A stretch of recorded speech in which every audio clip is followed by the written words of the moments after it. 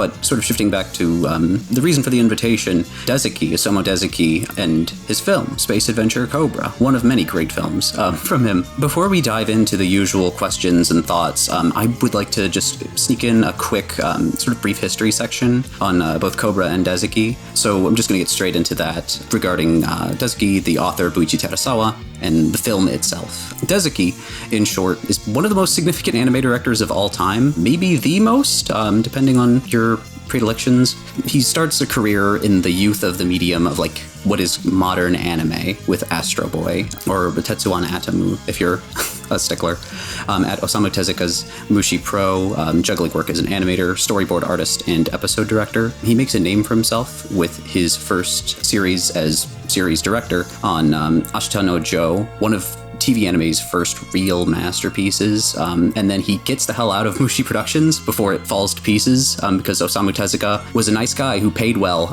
but did not know how to handle money to save his life. He would go on to co-found Studio Madhouse, one of the big names for not just anime in general, but like really high quality anime, and developed titles like essential shoujo works like Aim for the Ace, children's works like Adventures of Gamba, and even classic literary adaptations like Treasure Island. And on those, he would develop and refine a lot of his working techniques. He would storyboard a lot of his own work, so it's very much his distinctive visual style, and he always brings a certain cinematic predilection to his work. He's admitted to not watching much anime aside from his own work. He mostly likes live-action movies, particularly Bicycle Thieves is one that he mentions in several interviews, like it's one he really fixates. Also Salo, he apparently likes Salo. Good for him. It is a very well-shot film. It is an art film, despite being hard to watch. But he kind of pushes it even harder as a, in animation, you can really push things a lot more. And just, again, a brief pause. Check out Shaybs' video if you want to learn more about the specifics of those techniques. Lots of good stuff there. Just sort of, it's one of those things where it makes you appreciate the work a lot more. And, in an audiovisual video essay format, you can get an understanding of it a lot more readily.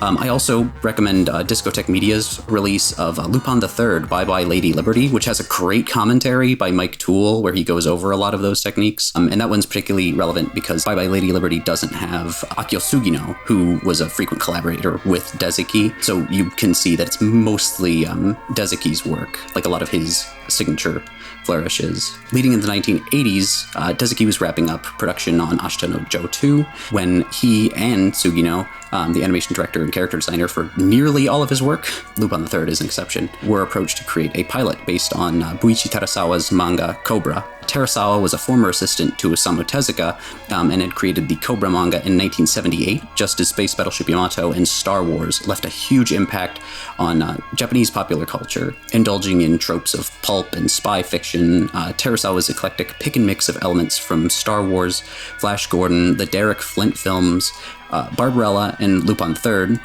was a considerable success and the perfect groundwork for an animated series that could capitalize on the existing audience of Tokyo Movie Shinsha's Lupin III, while also drawing in a more science fiction-oriented audience. After developing a pilot in 1981 to prove the viability of this potential series, footage of which would be featured in the film's teaser trailers, just a fun fact, Dezaki would develop this feature film and a later television series to premiere in July and November of 1982, respectively, while Terasawa would be much more involved in the production of the series.